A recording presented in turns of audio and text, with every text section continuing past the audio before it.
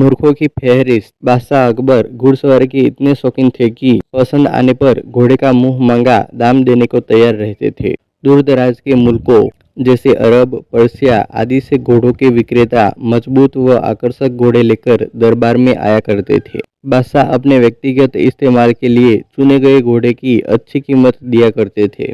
जो घोड़े बादशाह की रुचि के नहीं होते थे उन्हें सेना के लिए खरीद लिया जाता था। अकबर के दरबार में घोड़े के विक्रेताओं का अच्छा व्यापार होता था। एक दिन घोड़ों का एक नया विक्रेता दरबार में आया। अन्य व्यापारी भी उसे नहीं जानते थे। उसने 2 बेहद आकर्षक घोड़े बादशाह को बेचे और कहा कि वह ठीक ऐसे ही 100 घोड़े और लाकर दे सकता है, बशर्ते उसे आधी कीमत पेशगी दे दी जाए। बादशाह को चूंकि घोड़े बहुत पसंद आए थे, वैसे ही 100 और घोड़े लेने का तुरंत मन बना लिया। बादशाह ने अपने खजांची को बुलाकर व्यापारी को आधी रकम अदा करने को कहा। खजांची उस व्यापारी को लेकर खजाने की ओर चल दिया, लेकिन किसी को भी यह उचित नहीं लगा कि बादशाह ने एक अनजान व्यापारी को इतनी बड़ी रकम बतौर पेशगी दे दी। लेकिन विरोध जताने की हिम्मत किसी के पास न थी। सभी चाहते थे कि बीरबल यह मामला उठाए। बीरबल भी इस सौदे से खुश न था। वह बोला, हुजूर, कल मुझे आपने शहर भर के मूर्खों की सूची बनाने को कहा था। मुझे खेद है कि उस सूची में आपका नाम सबसे ऊपर है। बादशाह अकबर का चेहरा मारे गुस्से के सुर्ख हो गया। उन्हें लगा कि बीरबल ने भरे दरबार में विदेशी मेहमानों के सामने उनका अपमान किया है।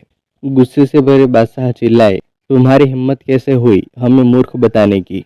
क्षमा करे बादशाह सलामत। बीरबल अपना सिर झुकाते हुए सम्मानित लहजे में बोला, आप चाहे तो मेरा सर कलम करवा दे। यदि आपके कहने पर तैयार की गई मूर्खों की फहरिस्त में आपका नाम सबसे ऊपर रखना आपको गलत लगे। दरबार में ऐसा सन्नाटा छा गया कि सुई गिरे तो आवाज सुनाई दे जाए। अब बादशाह अकबर अपना सीधा हाथ उठाए, तर्जनी को बीरबल की और ताने आगे बढ़े। दरबार में मौजूद सभी लोगों की सांसें जैसे थम सी गई थी। उत्सुकता व उत्तेजना सभी के चेहरों पर नृत्य कर रही थी। उन्हें लगा कि बादशाह सलामत बीरबल का सिर धड़ से अलग कर देंगे। इससे पहले किसी की इतनी हिम्मत न हुई थी कि बादशाह को मूर्ख कहे। लेकिन बादशाह ने अपना हाथ बीरबल के कंधे पर रख दिया। वह कारण जानना चाहते थे। बीरबल समझ गया कि बादशाह क्या चाहते हैं। वह बोला, आपने घोड़ों के ऐसे व्यापारी को बिना सोचे समझे एक मोटी रकम पेशगी दे दी, जिसका अता पता भी कोई नहीं जानता। वह आपको धोखा भी दे सकता है,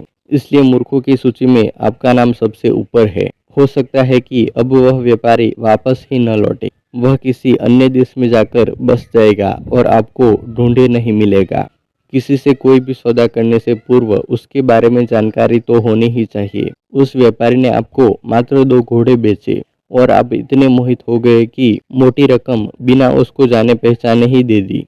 यही कारण है बस। तुरंत खजाने में जाओ और रकम की अदायगी रुकवा दो। अकबर ने तुरंत अपने एक सेवक को दौड़ाया। बीरबल बोला, अब आपका नाम उस सूची में नहीं रहेगा। बादशाह अकबर कुछ क्षण तो बीरबल को घूरते रहे, फिर अपनी दृष्टि दरबारियों पर केंद्रित कर ठहाका लगाकर हंस पड़े।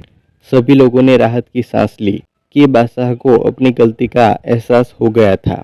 हंसी में दरबारियों ने भी साथ दिया और बीरबल की चतुराई की एक स्वर से प्रशंसा की। मोती बोने की कला।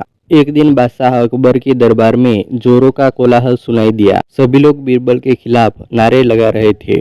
बीरबल बदमाश है, पापी है, इसे दंड दो। बादशाह ने भारी जनमत को बीरबल के खिलाफ देख आज्ञा दी कि बीरबल को सूली पर चढ़ा दिया जाए। दिन तय हुआ। बीरबल ने अपनी अंतिम बात कहने की आज्ञा मांगी। आज्ञा मिलने पर उसने कहा, मैंने सारी चीजें तो आपको बता दी, पर मोती बोने की कला नहीं सिखा पाया। अकबर बोला, सच क्या तुम वह जानते हो? तो ठीक है, जब तक मैं यह सीख न लूं, तुम्हें जीने का अवसर दिया जाता है। बीरबल ने कुछ विशेष महलों की ओर इशारा करते हुए कहा, इन्हें ढहा दिया जाए क्योंकि इसी जमीन में उत्तम मोती पैदा हो सकते हैं। महल ढहा दिए गए। ये महल बीरबल की झूठी शिकायत करने वाले दरबारियों के थे। वहां बीरबल ने जौ बो दिए। कुछ दिन बाद बीरबल ने सभी से कहा, कल सुबह ये पौधे मोती पैदा करेंगे। अगले दिन सभी आए। उसकी बूंदें जौ के पौधों पर मोती की तरह चमक रही थी। बीरबल ने कहा, अब आप लोगों में से जो निरपराधी दूध का धुला हो, इन मोतियों को काट ले। लेकिन यदि किसी ने एक भी अपराध किया होगा तो ये मोती पानी होकर गिर जाएंगे। कोई आगे न बढ़ा, लेकिन अकबर समझ गए कि गलतियां तो सभी से होती है। बादशाह ने बीरबल को मुक्त कर दिया। सार यह है कि किसी को दंडित करने से पूर्व उसके दोषी या निर्दोष होने के बारे में भली भांति जांच कर लेनी चाहिए।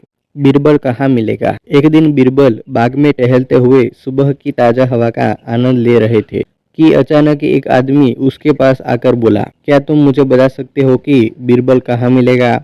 बाग में, बीरबल बोला। वह आदमी थोड़ा शक पकाया, लेकिन फिर संभल कर बोला, वह कहाँ रहता है? अपने घर में, बीरबल ने उत्तर दिया।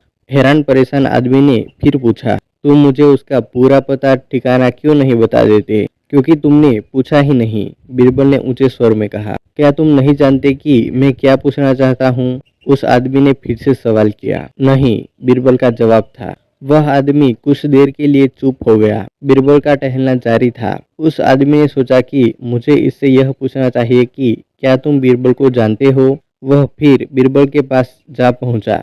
बोला, बस मुझे केवल इतना बता दो कि क्या तुम बीरबल को जानते हो? हाँ, मैं जानता हूँ, जवाब मिला। तुम्हारा क्या नाम है? आदमी ने पूछा। बीरबल, बीरबल ने उत्तर दिया। अब वह आदमी भी भौचक्का रह गया। वह बीरबल से इतनी देर से बीरबल का पता पूछ रहा था और बीरबल था कि बताने को तैयार नहीं हुआ कि वही बीरबल है। उसके लिए यह बेहद आश्चर्य की बात थी। तुम भी क्या आदमी हो? कहता हुआ वह कुछ नाराज सा लग रहा था। मैं तुमसे तुम्हारे ही बारे में पूछ रहा था और तुम न जाने क्या क्या उटपटांग बता रहे थे। बताओ, तुमने ऐसा क्यों किया? मैंने तुम्हारे सवालों का सीधा सीधा जवाब दिया था, बस। अंततः वह आदमी भी बीरबल की बुद्धि की तीक्ष्णता देख मुस्कुराए बिना न रह सका। मासूम सजा। एक दिन बादशाह अकबर ने दरबार में आते ही दरबारियों से पूछा, किसी ने आज मेरी मूछें नोचने की जरूरत की, उसे क्या सजा दी जानी चाहिए? दरबारियों में से किसी ने कहा उसे सूली पर लटका देना चाहिए, किसी ने कहा उसे फांसी दे देनी चाहिए, किसी ने कहा उसकी गर्दन धड़ से तत्काल उड़ा देनी चाहिए। बादशाह नाराज हुए। अंत में उन्होंने बीरबल से पूछा, बीरबल, तुमने कोई राय नहीं दी? जहांपनाह, खता माफ हो। इस गुनहगार को तो सजा के बजाय उपहार देना चाहिए, बीरबल ने जवाब दिया।